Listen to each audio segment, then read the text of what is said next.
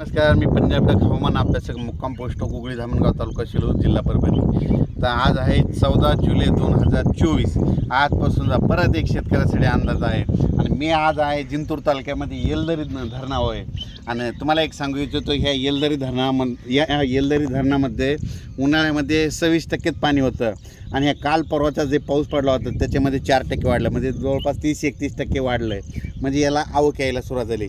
परत शेतकऱ्याला सांगू इच्छितो की आपण मागचा अंदाज दिला होता की राज्यामध्ये जवळपास 14 तारखेला पाऊस सुरू होईल. तर तुम्हाला सांगतो, राज्यात पाऊस सुरू झाला, विदर्भात सुरू झाला आणि राहिलेल्या ठिकाणी राज्यामध्ये पूर्व विदर्भ, पश्चिम विदर्भ, दक्षिण महाराष्ट्र, उत्तर महाराष्ट्र, कोकणपट्टी, मराठवाडा या सगळीकडे या भागामध्ये आज 14 तारखेपासून म्हणजे आजपासून बऱ्याच रात्री पावसाला सुरुवात होणार आहे. म्हणून हे अंदाज लक्षात घ्यायचा.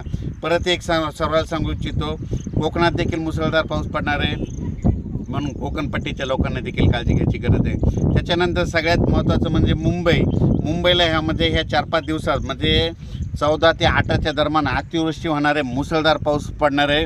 म्हणून मुंबईच्या सर्व जनतेने काळजी घेण्याचं हे करावं. पुलाच्या फरशीव पाणी आल्यास पुढे जाऊ नका, आणि ही सगळ्यांना विनंती आहे. त्याच्यानंतर सर्वांना शेतकऱ्याला सांगू इच्छितो, राज्यामध्ये 14, 15, 16, 17, 18पर्यंत पूर्व विदर्भ, पश्चिम विदर्भ, दक्षिण महाराष्ट्र, उत्तर महाराष्ट्र, कोकणपट्टी, खानदेश, मराठवाडा सगळ्या भागामध्ये दररोज 2-2 दिवस मुक्काम घेत पाऊस पडणार आहे.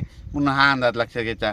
परत पुन्हा आणखीन एक सांगू इच्छितो, त्याच्यानंतर 21 तारखेपासून 21 जुलै ते 26 जुलैच्या दरम्यान परत एक चांगला पाऊस येणार आहे. म्हणून हे अंदाज लक्षात घ्यायचा. मागच्या अंदाजामध्ये सांगितलं होतं की राज्यामध्ये 2 म्हणजे एक 16 तारखेला एक कमी दाबाचा पट्टा तयार होणार आहे आणि त्याच्यानंतर 19 तारखेच्या नंतर एक होणार आहे.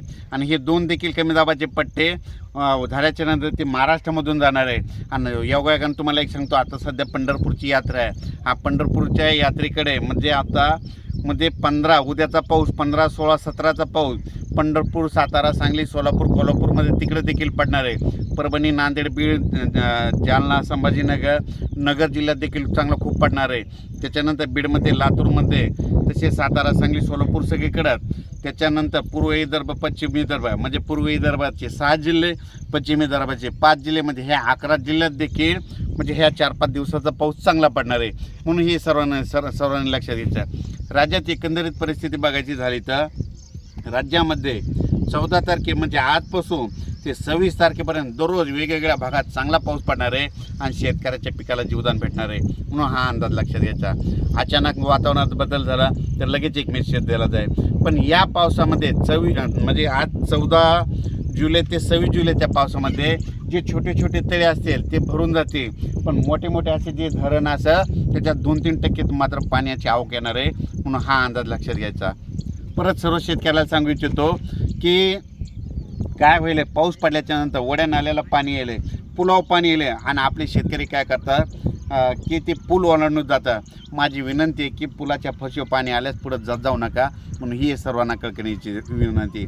अचानक वातावरणात बदल झाला लगेच एक मेसेज दिला जाईल. धन्यवाद.